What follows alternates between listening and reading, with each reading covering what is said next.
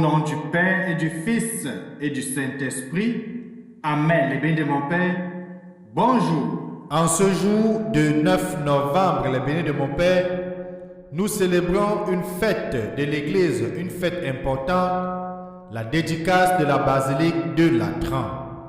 La basilique du Latran est la cathédrale du pape. Érigée vers 320 par l'empereur Constantin, elle est la première en date et en dignité de toutes les églises d'Occident. La fête de sa dédicace nous rappelle que le ministère du pape, successeur de Pierre, est de constituer pour le peuple de Dieu le principe et le fondement visible de son unité. Le bien de mon Père, au-delà de la bâtisse, c'est notre foi que nous célébrons. Deux textes vont nous aider à rester en communion avec l'Éternel des armées. D'abord, le livre du prophète Ézéchiel, au chapitre 47, les versets 1 à 12, où le prophète Ézéchiel va dire qu'il a vu l'eau qui jaillissait du temple, et tous ceux que cette eau atteignait étaient sauvés.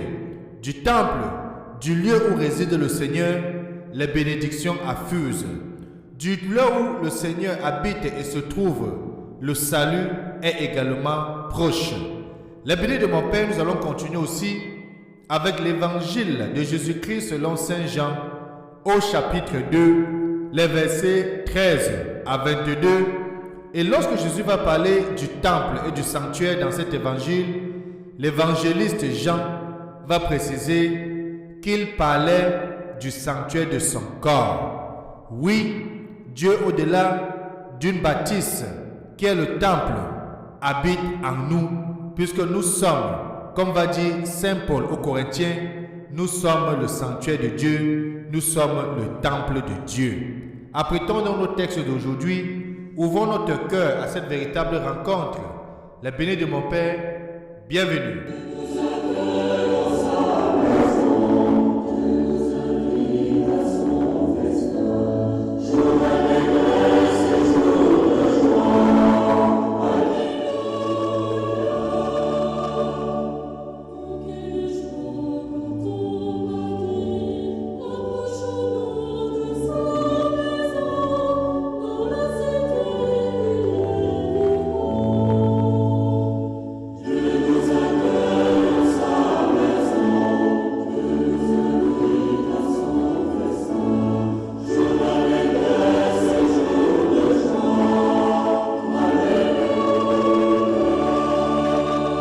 Dieu nous appelle dans sa maison, Dieu nous accueille dans sa maison.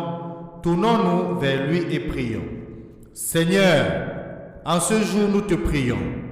Nous tous les fidèles rassemblés pour la manifestation de ton corps glorieux à tous les enfants des hommes. En fêtant la dédicace de la basilique du Latran, nous nous souvenons que tu aimes demeurer parmi nous et que lors de la dédicace du temple, après sa profanation, tu as miraculeusement multiplié l'huile du chandelier à 7 branches. Répands en ce jour les 7 dons sacrés de ton Église sur le pasteur universel de ton troupeau, afin que soient lavées les souillures des profanations si nombreuses aujourd'hui et de ce grand mystère de l'Église et de celui de ton vicaire sur la terre.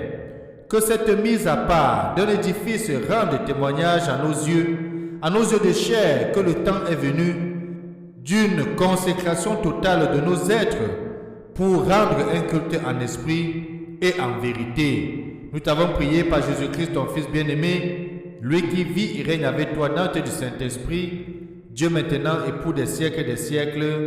Amen. Je vous invite à ouvrir vos Bibles au texte d'Ézéchiel, de lire le chapitre 47, les versets 1 à 12.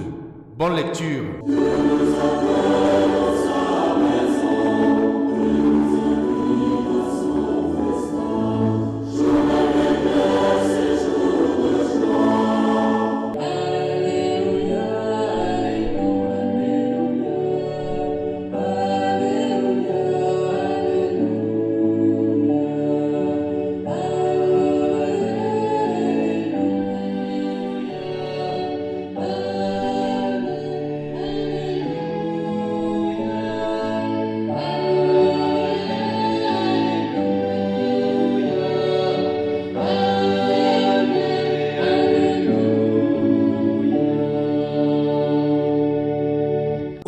chapitre 2, les versets 13 à 22. Comme la Pâque juive était proche, Jésus monta à Jérusalem dans le temple. Il trouva installés les marchands des bœufs, des brebis et de colombes et les changeurs. Il fit un fouet avec des cordes et les chassa tous du temple, ainsi que les brebis et les bœufs. Il jeta par terre la monnaie des changeurs, renversa le comptoir et dit aux marchands de colombes: enlevez cela d'ici. Cessez de faire de la maison de mon père une maison de commerce. Ses disciples se rappelèrent qu'il est écrit: l'amour de ta maison fera mon tourment. Des Juifs l'interpellèrent: quel signe peux-tu nous donner pour agir ainsi? Jésus leur répondit: détruisez ce sanctuaire, et en 3 jours je le relèverai. Les Juifs lui répliquèrent: il a fallu 46 ans pour bâtir ce sanctuaire, et toi, en 3 jours, tu le relèverais? Mais lui parlait du sanctuaire de son corps. Aussi, quand il se réveilla d'entre les morts, ses disciples se rappelaient qu'il avait dit cela. Il crut à l'Écriture et à la parole que Jésus avait dite. Acclamons la parole de Dieu. Louange à toi, Seigneur Jésus-Christ. Il parlait du sanctuaire de son corps. Les bénis de mon Père, ça c'est un extrait de l'évangile que nous avons écouté aujourd'hui. Il faut dire que nous célébrons particulièrement la dédicace de la basilique de Latran.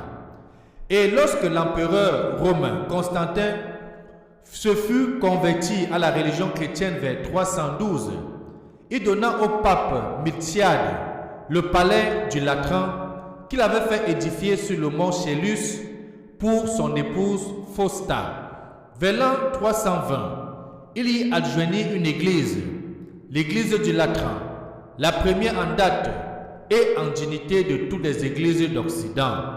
Consacrée par le pape Saint Sylvestre le 9 novembre 324 sous le vocable de basilique du Saint-Sauveur, elle fut également la première église du monde à être consacrée publiquement.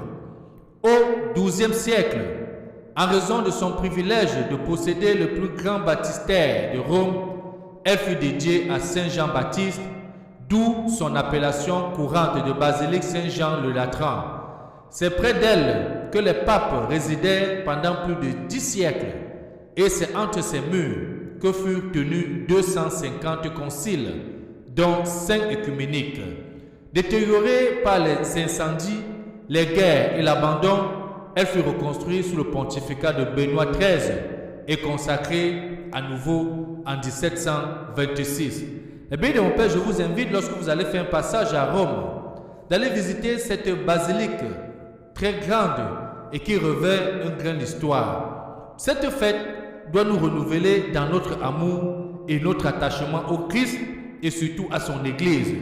C'est le mystère du Christ, venu non pour juger le monde, mais pour sauver le monde, comme Saint Jean va nous le dire en Jean chapitre 12, le verset 42, qui doit brûler nos cœurs. Et ce témoignage de nos vies pleinement engagées au service du Seigneur et de nos frères et sœurs, qui mieux que tout édifice de pierre pourra rappeler au monde la force de l'amour de Dieu. Oui, les biens de mon Père, l'Église pour nous n'est pas primordialement l'édifice de pierre dans lequel nous nous réunissons pour nos assemblées liturgiques, pour nos célébrations et pour nos différentes prières. C'est avant tout le corps dont le Christ est la tête et dont nous sommes tous les membres, les pierres vivantes. Si nous sommes heureux de nous retrouver dans des cathédrales, dans des basiliques somptueuses ou chargées d'histoire comme Saint-Jean de Latran que nous célébrons aujourd'hui, nous découvrons dans ces lieux saints le mystère de notre foi catholique. Depuis 20 siècles, des chrétiens unis au pape, l'évêque de Rome, le serviteur des serviteurs, se sont rassemblés pour célébrer de même amour celui du Christ qui consacre nos vies en son corps. Et l'évangile dans lequel Jésus chasse les marchands du temple oriente nos regards. Nous sommes invités par le Christ à contempler ce qui est inépuisable par-delà ces bâtiments provisoires, susceptible d'être détruit. Ce qui est indestructible, c'est le corps du Christ, ce corps ressuscité pour toujours, introduisant les chrétiens le baptisé que tu es dans une vie éternelle. D'ailleurs, en vous appelant béni de mon Père, nous répondons pleinement à Matthieu chapitre 25, le verset 34, où il est explicitement dit que les bénis de mon Père, ce sont eux qui hériteront le royaume des cieux. Les bénis de mon Père, je vais terminer ce paragraphe par ce que Saint Césaire d'Al a écrit et que je trouve très beau. Il dit ceci: tu veux trouver une basilique brillante, ne souille pas ton âme par la saleté des péchés. Si tu veux que la basilique soit éclairée, et Dieu aussi le veut, car la lumière des bonnes œuvres brille en nous, et celui qui est aux cieux sera glorifié. De même que tu entres dans cette église, c'est ainsi que Dieu veut entrer dans ton âme. Comme lui-même l'a dit, j'habiterai et je marcherai au milieu d'eux. Et que Dieu Tout-Puissant nous bénisse aujourd'hui et nous garde, lui qui est Père, Fils et Saint-Esprit. Amen. Bonne journée.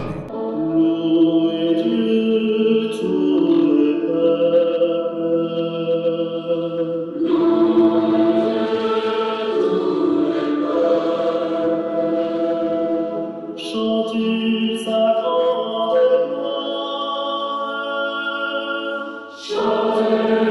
gloire.